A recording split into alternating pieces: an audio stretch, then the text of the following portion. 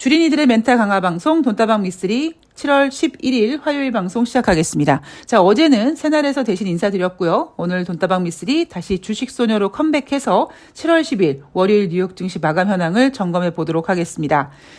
자, 여러분들께 제가 몇 가지 주식에 대해서 강력한 가스라이팅을 하고 있습니다. 가장 첫 번째는 무엇이냐? 2023년 하반기 주식시장은 오르락 내리락, 오르락 내리락, 오르락 내리락, 오르락 내리락, 오르락 내리락. 이렇게 우하향 곡선을 그릴 것이다. 대신에 아주 가끔씩 튀는 모습도 나타날 겁니다. 우리가 왜 여론조사에서 이번 달엔 튀었네요 라는 표현을 쓰는 것처럼 내려가야 될 타이밍에 올라간다든가 아니면 올라갈 타이밍에 조금 더 올라간다든가 이렇게 약간 흐름에서 약간 제외되는 튀는 모습이 나타나네? 아마 그런 것도 하반기에 느끼실 겁니다. 자, 7월 10일 월요일 뉴욕 증시 3대 지수가 상승 마감했습니다. 다우지수가 0.62%, S&P 500이 0.24%, 나스닥이 0.18% 상승 마감했습니다. 자, 뉴욕 증시 왜 상승했습니까? 전문가들은, 언론은 이렇게 얘기합니다. 물가 지표랑 기업들의 실적 발표를 앞두고 상승했어. 이런 걸 바로 개소리라고 합니다. 왜냐? 여러분, 이것 때문에 뉴욕 증시가 상승했습니까? 여러분들은요, 주린이들은 그동안 이런 식으로 뉴욕 증시가 오늘 상승했네? 왜 상승했지? 그랬더니 물가 지표와 이제 기업들의 실적 발표를 앞두고 뉴욕 증시가 상승 마감했습니다. 아, 그런가 보다. 라고만 생각하시니까 주식에 대해서 이해가 안 되고 주식 시장을 알지 못하고 그러니까 주식으로 돈을 벌지 못하신 겁니다. 자, 주식 시장에는요. 주식 공부를 할 때 굉장히 중요한 게 있습니다. 그게 바로 뭐냐면 제가 가끔씩 인생과 주식이랑 똑같다라고 말씀을 드리는데 인생도 그렇지 않습니까? 우리가 역사가 중요하고 과거가 중요하죠. 그 사람이 앞으로 어떻게 될지는 그 사람의 과거를 보면 압니다. 왜? 사람은 고쳐 쓰는 게 아니라 골라 쓰는 거고 사람은 쉽게 바뀌지 않거든요. 그러한 어떤 사람들이 모여서 만든 게 주식시장이기 때문에 주식시장이 잘 보이지 않을 때는 항상 과거를 봐야 되고요.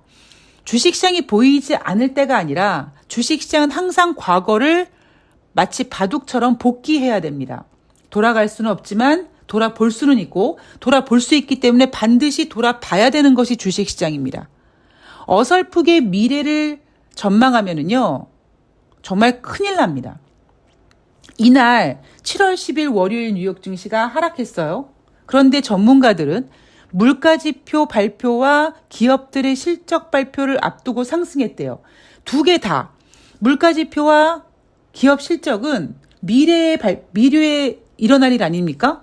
근데 미래에 일어날 일을 끌어다가 이날 뉴욕 증시 상승 마감에다가 포장해버린 거예요. 자, 제가 여러분들한테 여러분 주식은요. 뭐 때문에 오른 게 아니라 오르니까 사람들이 뭐 때문에 올랐어요라고 제목을 갖다 붙이는 거고 하락하는 건 뭐 때문에 하락하는 게 아니라 주식이 하락했네 하다 보니까 하락한 이유를 찾아서 갖다 붙이는 거라고요. 그 관점을 바꾸는 것이 주식시장을 아느냐 모르냐의 가장 기본적인 아주 중요한 포인트가 됩니다. 그러면 그 포인트를 어떻게 잡느냐? 여러분들 미래 모르잖아요. 그러면 그나마 근거를 찾아갈 수 있는 과거를 봐야 된다는 얘기죠. 자, 만약에 여러분들이 미쓰리에게 그래, 네 똥 칼라똥이다. 너 그러면 7월 10일 뉴욕 증시 왜 상승했니? 라고 물어보신다면 전 아주 간단하죠. 인생이나 주식이나 한쪽 방향으로만 가는 게 없잖아요. 라고 얘기하면서 조금 더 부연 설명을 하자면 지난주를 돌아보면 됩니다. 자, 7월 3일 월요일 뉴욕 증시는 소폭 상승 마감했죠. 대신에 조기 폐장했습니다. 1시에 끝났습니다. 왜? 화요일 날 미국의 독립기념일이기 때문에. 그리고 화요일 날 뉴욕 증시 열리지 않았고요. 뉴욕 증시가 다시 개장한 7월 5일부터 7월 7일, 그러니까 수, 목, 금 3일 연속 뉴욕 증시는 한 번도 제대로 상승한 적이 없습니다. 그렇게 주말을 보내고 그래도 월요일이니까 뉴욕 증시는 지금 크게 뺄 생각이 없고 크게 빼면 안 되니까 어떻게든지 이거를 좀 버텨보자. 마치 지금 개인 투자자들이 대한민국 주식시장을 열심히 버티고 있는 것처럼 어떻게 한번 버텨보자 하면서 7월 10일 월요일 뉴욕 증시는요. 초반에는 혼조세였습니다. 힘이 없었어요. 자칫 잘못하면 오히려 3대 지수가 다 하락 마감할 뻔했습니다. 그런데 가격이 어느 정도 이제 빠진 것 같다라는 생각이 든 투자자들이 뉴욕 증시가 크게 빠지면 안 되니까 저가 매수, 일명 반발 매수세가 돌아서 종가쯤 됐을 때 3대 지수를 플러스로 돌려놨죠. 장 초반에는 다우 지수가 하락했었습니다. 즉 인생이나 주식이나 한쪽 방향으로만 가는 게 없다. 자, 그런데요.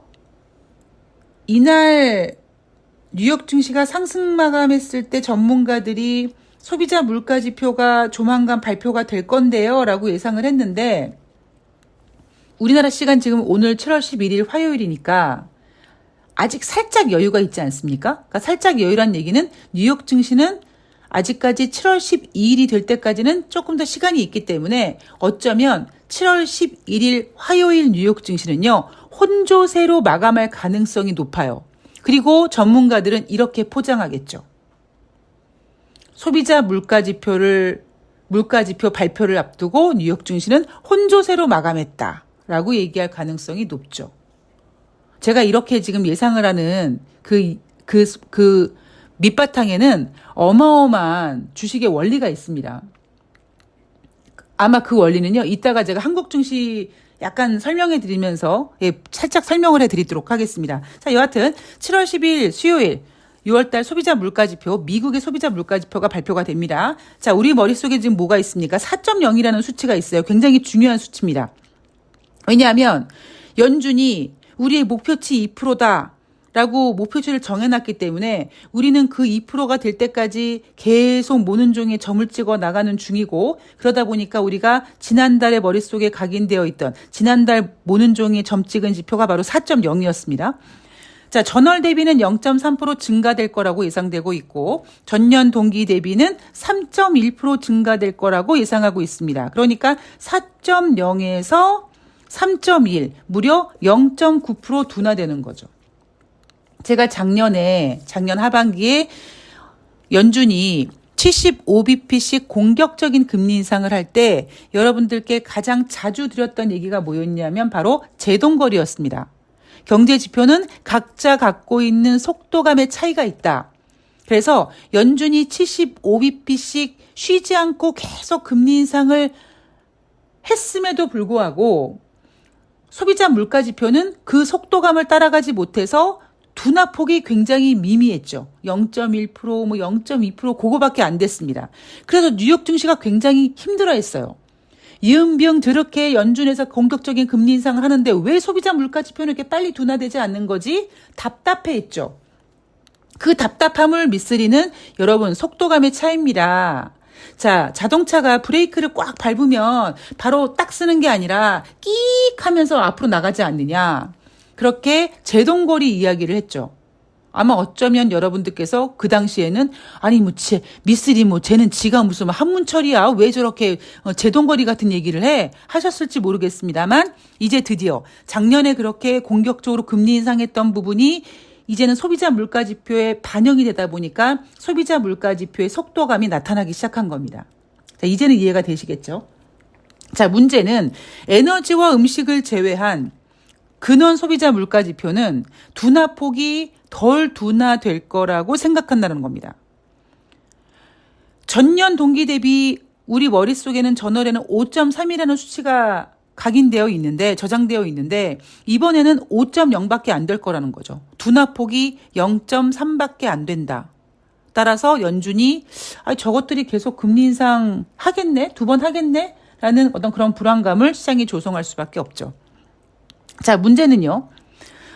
다른 보도를 보니까 지금 예상으로는 3.1로 예상을 하고 있는데 만약에 둔화폭이 0.9가 아니라 한 0.3밖에 안 된다면 그러니까 가장 좋은 성적표는 전년 동기 대비 지난달에는 4.0이었는데요. 이번 달에는 3.1입니다. 둔화폭이 0.9 정도가 나왔습니다. 라고 하면은 와, 진짜 미국의 인플레이션이 둔화되는구나 라고 생각할 텐데 전년 동기 대비 4.0인데 이번 달에는 3.7입니다. 라고 해버리면 연준이 금리 인상을 25bp가 아니라 50bp 할 수 있다라는 거죠. 근데 저는 이 부분에 있어서 살짝 고민되는 게 뭐냐면 제가 그랬잖아요. 경제 지표가 굉장히 혼란스럽게 나오고 있다. 한때는 미쓰리가 몇 달 전에는 전문가들도 맞히지 못한 정말 소수점까지 인플레이션 지표를 정확하게 맞췄었죠. 아마 그때가 전문가들은 5.0이라고 했고 제가 4.9라고 했던 것 같은데 그렇게까지 아주 디테일하게 맞췄던 제가 이번에는 그러니까 3.1은 못 나올 것 같은 느낌적인 느낌? 예, 그러니까 3.7은 잘 모르겠습니다만 3.1 이상은 나오지 않을까 싶습니다. 물론 속도감의 차이로 이제 그 제동거리의 효과가 그러니까 제동거리가 이제 풀려서 소비자 물가 지표가 금리 인상의 어떤 효과로 둔화되는 거는 맞는 거일 수도 있는데 이번에 변수가 하나 있었잖아요. 그게 뭐였습니까? 바로 경제 지표들을 다 들썩들썩하게 만들었던 주식시장이 좋았다라는 점. 그래서 저는 3.1보다는 조금 더 나오지 않을까라는 생각은 하고 있습니다. 3.1 나오면 굉장히 다행이고요. 그리고 문제는 정말 3.7이 나온다. 아니면은 3.1 이상 나와서 연준이 50bp 금리 인상을 한다. 죄송하지만 연준이 50bp 금리 인상 못할 거고요. 그리고 생각해 보세요, 여러분. 제가 6월 달에 연준이 금리 동결할 때 얼마나 제가 연준을 비웃었습니까? 어이, 그 모질이들. 야, 니네가 무슨 서울에서 부산까지 도보로 여행하냐? 계속 걷다가 무슨 다리 아파 죽겠으니까 오늘은 잠깐 쉬어가자. 근육 좀 풀자. 이런 것도 아니고 금리 인상을 하려면 그냥 빨리 해버리는 거지. 6월 달에 금리 인상 못했잖아요. 안 한 게 아닙니다, 여러분. 못한 거예요. 경제 지표가 좋게 나왔을 때 금리 인상을 확 땡겨서 해버리고 금리 동결을 해버리면 훨씬 좋았을 텐데 연준이 떤 거예요. 뭘 보고 떨었느냐? 베이지북을 보고 떨었습니다. 자, 그렇게 연준이 금리 인상을 7월 달에 50bp 한다. 말도 안 되는 소리고요. 그리고 금리 인상을 정말 만약에 50bp 한다면 2023년 하반기는요. 정말 엉망진창 될 거고요. 그리고 제가 50bp 금리 인상을 못 한다고 보는 게 6월 달에 금리 인상을 못 했잖아요. 7월 달에 50bp 금리 인상 할 거면 6월 달에 그냥 25bp 인상했었어야죠. 그래서 지금 50bp 금리 인상 가능성을 열어두는 거는 약간 무리가 있다라고 보고 있습니다. 그리고 소비자 물가 지표가 어떻게 발표가 되든 어쨌든 7월 달에 금리 인상은 이제 거의 확정적이죠. 따라서 이미 알고 있는 악재는 더 이상 악재가 아니다. 그래서 아마 주식시장은요. 7월 달 금리 인상을 한 해 만에가 중요한 게 아니라 7월 달 FOMC 회의에서 금리 인상을 한 다음에 9월 달에 할지 말지의 어떤 그 발언 나오는 것을 더 중요하게 생각하고 그쪽으로 포커스를 맞출 가능성이 높습니다. 제가 여러분 기억나실지 모르겠는데 작년 8월 달에는요, 이런 얘기 해드렸어요. 7월 달과 9월 달 금리 인상 일정 사이에 8월 달이 금리 인상이 없죠. 금리 결정이 없었습니다. 그래서 제가 작년 8월 달에 뭐라고 했냐면 금리 결정에 대한 스트레스를 조금 벗어놓고 좀 금리 인상 연준의 금리 인상 이런 스트레스를 좀 벗어두고 그러니까 주식시장이 그냥 자유롭게 움직일 수 있는 그런 장이 될 것이다라고 전망을 해드렸었습니다. 근데 올해는요, 8월 달이 아마 쉽진 않을 겁니다. 왜냐하면 작년 8월 달은요, 금리 인상을 하는 과정에서 약간 쉬어가는 텀이었다면 올해 8월은 7월 달, 9월 달에는 금리 결정을 하지만 8월 달에는 금리 결정을 하지 않기 때문에 편하게 넘어가기에는 작년부터 올해까지 그리고 예상보다 더 많이 금리 인상을 너무 지금 하고 있기 때문에 올해 8월에는 미쓰리가 작년 8월에 말씀드렸던 것처럼 아유, 금리 결정 없으니까 뭐 편하게 가죠. 이런 이야기는 못할 가능성이 크고요. 못할 겁니다, 아마. 예. 이날 연준 위원들의 발언, 샌프란시스코 연방은행 총재, 클리브랜드 연방은행 총재, 그다음에 연준은행 감독 부의장이 발언을 했는데 발언 똑같습니다. 뭐가 똑같냐? 인플레이션 2%될 때까지 2번 더 금리 인상 필요하다라고 거의 3명의 연준에 관련된 사람들이 똑같은 발언을 했습니다.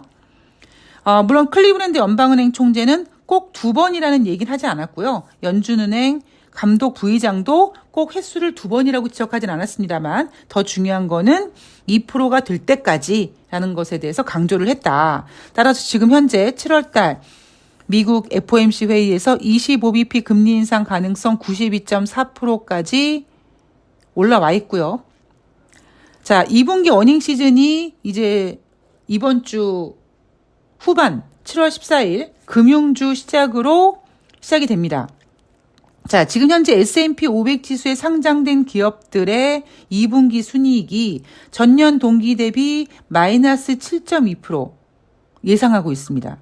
이 예상은요, 2020년 2분기 마이너스 31.6 이후에 가장 큰 폭의 순이익 감소라고 전망하고 있습니다. 아니, 도대체 2020년 2분기에 무슨 일이 있었어? 그때 코로나가 터졌잖아요. 코로나 터져서 2분기에, 그러니까 2019년 12월에 중국 우한에서 어떤 독감 같은 게 있었다라고 했고요. 우리나라에는 2020년 2월 정도에 1월 달에 1월 하순에 발생돼서 2월 달부터 막 퍼지기 시작했고요. 그게 3월 달 미국으로 넘어가서 미국 경제에 직격탄을 때렸죠. 그게 바로 2분기입니다. 따라서 2020년 2분기 미국의 기업 순이익은 무려 31.6%까지 큰 폭으로 하락했고 그때 다시 돈을 엄청나게 풀기 시작해서 회복됐는데 이번에 마이너스 7% 감소 예상한다. 자, 금요일 날 금융주들의 실적 발표로 이제 2분기 어닝 시즌이 시작이 되는데 우리는 이 시점에서 금리에 대한 이야기를 잠깐 해볼게요. 지금 한국과 미국의 금리 기준차가 1.75입니다, 여러분. 지금 7월 달에 미국의 금리 인상 가능성 25bp니까 25bp 금리 인상 하면 이제 2%까지 커집니다. 지금 다른 나라들 막 서프라이즈 식으로 50bp 금리 인상하고 25bp 금리 인상하고 ECB에서도 금리 인상 계속할 거다라고 하고 있는데 지금 대한민국은 금리 인상을 못하고 있습니다. 못하고 있어요. 왜냐? 가계부채가 너무 크거든요. 그리고 윤석열 정부가 부동산 살려야 되거든요. 그래서 금리 인상을 못하고 있습니다. 이게 대한민국에는 아마 굉장히 큰 핵폭탄이 될 겁니다. 자, 다시 금리 이야기로 돌아간다면 미국은요. 작년 1월 달에 동결했고 3월 달에 25bp, 5월 달에 50bp, 6, 7, 9, 11월 달에 75bp, 12월 달에 50bp, 올해 1월 달, 3월 달, 5월 달 25bp씩 금리 인상을 했습니다. 물론 6월 달엔 금리 동결했고요. 자, 금리를 인상하게 되면 개인이 은행에 대출을 받아서 이자를 내야 되는 부담도 커지지만 대출 단가 자체가 다른 기업들은 더 경영이 힘듭니다. 게다가 미국은 미쓰리 머릿속에 경제 지표가 지금 계속 우하한 곡선을 그리고 있기 때문에 고용 지표를 제외하고 제대로 지금 나오고 있는 지표가 없기 때문에 과연 미국의 기업 실적, 물론 눈높이를 많이 낮춰놓겠죠. 이미 지금 전년 동기 대비 7.2% 감소 예상한다. 이거 2020년 2분기 이후에 최대로 큰 폭의 하락이다라고 눈높이를 낮춰놓고 있습니다만 과연 이거에 비해서 얼마나 이 낮춰놓은 눈높이에 호응해 줄지 이것이 아마 이번에 7월 달 그리고 8월 달 미국의 주식시장을 좌지우지할 어떤 이슈가 되지 않을까 싶습니다. 물론 FOMC 금리 인상도 마찬가지지만요. 다시 말씀드리지만 미국은 크게 뺄 생각이 없고 이미 7월 달 FOMC 25bp 금리 인상은 알고 있는 악재. 더 이상 큰 문제는 아닐 거고 단지 9월 달에 금리를 어떻게 할 거냐에 집중이 될 겁니다. 따라서 자연스럽게 어닝 시즌으로 넘어갈 건데 가장 큰 문제는 미국은 저렇다 칩시다. 자, 미국 25bp 금리 인상하면 한국과 2% 금리 차 난단 말이에요. 그러면 제가 그랬죠. 주식시장이 만약에 뉴욕 증시가 크게 하락하면 뉴욕 증시는 자기네 때문이라고 인정하지 않는다고요. 아마 다시 뉴욕 증시가 하락하게 될 일이 생기면 중국 경제 얘기할 겁니다. 아시아 경제, 남미 경제, 뭐 유럽 경제, 기타 등등 다른 핑계를 대서 뉴욕 증시의 하락을 포장할 거예요. 자, 뉴욕 증시 이렇고요. 국내 증시를 좀 간단하게 점검해보고 넘어가면 제가 개인들이 지금 기관들의 물량을 잡고 있다라고 했죠. 7월 10일 월요일 우리나라 주식시장에서 어떤 모습이 나타났냐면 동시호가 때 일부 종목들의 반대 매매가 보였습니다. 그런데 여전히 그거를 반대 매매를 어떻게 해서든지 높게 잡게 하기 위해서, 즉 하한가를 가지 못하게 하기 위해서 개인들이 또 받쳤어요. 물론 지난주 금요일보다는 돈이 없다 보니까 크게는 받치지 못했습니다. 그래서 개인들이 열심히 마이너스에서 플러스까지 올려놓고 막 했는데 개인들의 한계가 뭐예요? 각계 전투, 힘이 빠져요. 그래서 월요일 우리나라 주식시장은 하락했다가 플러스로 됐다가 종가에 다시 밀리는, 즉 뒷심이 없습니다. 그게 개인들의 어떤 한계, 그리고 기관들도 마찬가지예요. 뒷심이 부족한 게 우리나라 주식시장의 가장 큰 악재입니다. 자, 이렇게 개인들의 그 작은 욕심 때문에 물갈이가 돼야 될 거를 자꾸 물갈이를 못 시키고 있어요. 어항물을 갈아야 되는데 어항물을 좀 갈 수 있을 만큼 물을 막 밑바닥까지 할 수 있을 만큼 끌어내야 되는데 자꾸 어설프게 3분의 1만 버리고 거기다 물을 또 담고 3분의 1만 버리고 또 담고 하고 이런 일을 하고 있다 보니까 물갈이가 안 되고 있습니다. 그래서 대한민국 주식시장 개인들이 여전히 매수하고 있고 대신 장중에, 그러니까 장 초반에 반대 매매 물량이 나오지만 그 물량을 개인들이 받고 있습니다. 그 얘기는 뭐예요? 아직까지 바닥이 아니에요. 또 하나, 개인들이 왜 매매가 어렵냐? 제가 앞서도 한번 말씀드렸지만 개인은 각계전투한다고 했잖아요. 그러니까 개인이 아니라 사람은 이기적이에요. 그런데 그 이기적인 마음이 외국인의 마음이냐, 기관의 마음이냐, 개인들의 마음이냐인데 개인들 욕심을 차리다 보니까 주식시장이 어설프게 올라오면 내가 먼저 팔아야지. 내가 덜 손해볼 거야. 그러고 바로 매도를 전환을 시켜버립니다. 그래서 개인들이 매수를 하면 종목이 못 올라가는 거예요. 조금만 올려놓으면 뭐예요? 자꾸 위에서 파는데. 제가 올해 하반기 주식시장 오르락내리락 해서 우하향 곡선을 그린다는 가장 큰 이유가 뭐겠습니까? 올라올 때마다 내가 먼저 팔겠다고 옆구리 꾹꾹 찔릴 거거든요.